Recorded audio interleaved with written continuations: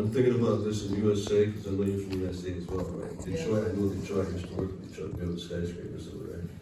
So I know your neighborhood, and I understand the evolution of the blues and Yeah, all the music that was over all there. that, yeah. So what I came up with is that unity through music, for many of my communities, right?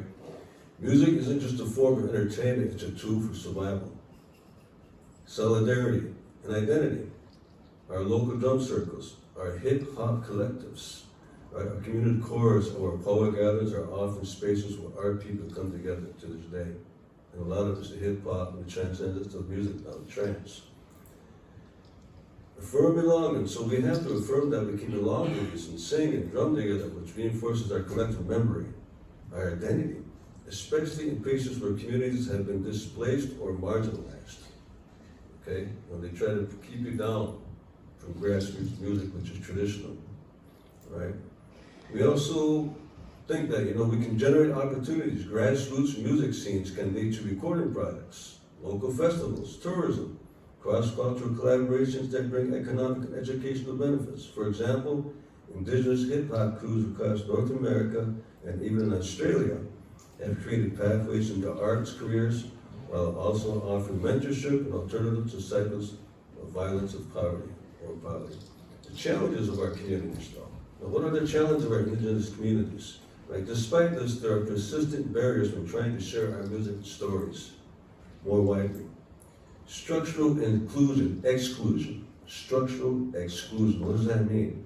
Mainstream music industries often marginalize non-dominant languages, traditional instruments, or non-commercial sounds, access to resources, recording studios, distribution platforms, and promotional networks are often concentrated in urban centers out of the reach of our remote communities. Because we live on reservations, and we don't have access to these urban communities where these platforms are. It makes it difficult for us to get a platform where we can actually record some beautiful music and integrate it into mainstream society. Representation and control. There's a long history of outside profiting from indigenous music without crediting or compensating the communities of origin. This creates mistrust in our communities and our societies because we have to protect our cultural sacred ground that may also be manipulated in the mainstream society.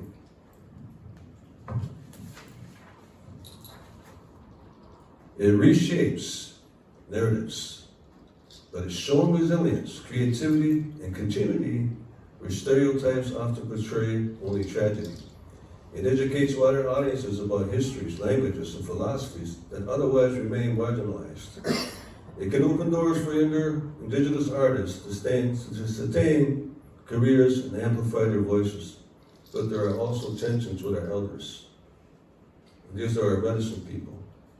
These are the people that are trying to protect the cultural integrity of our traditions and our culture. Cultural sovereignty is one of them. Some elders worry that once songs or stories are in the mainstream, they may be misused, commodified, or stripped of their sacred context, and we have to protect that. Generation divides. Younger artists may want to experiment with fusions, blending traditional chants and electric beats, while other guardians may fear dilution of cultural integrity.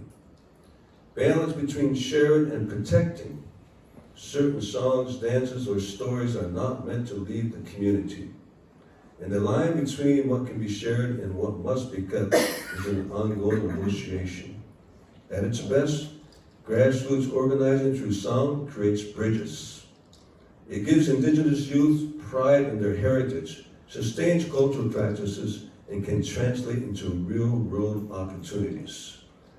Both the path to sharing with wider audiences requires careful stewardship, respect for protocols, and recognitions that not all stories are meant to circulate freely.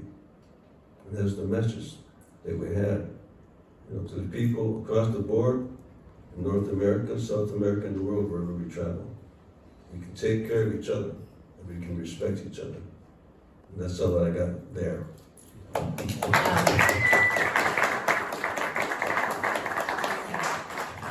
Wisdom in everything you just said. Really, really incredible. anymore. And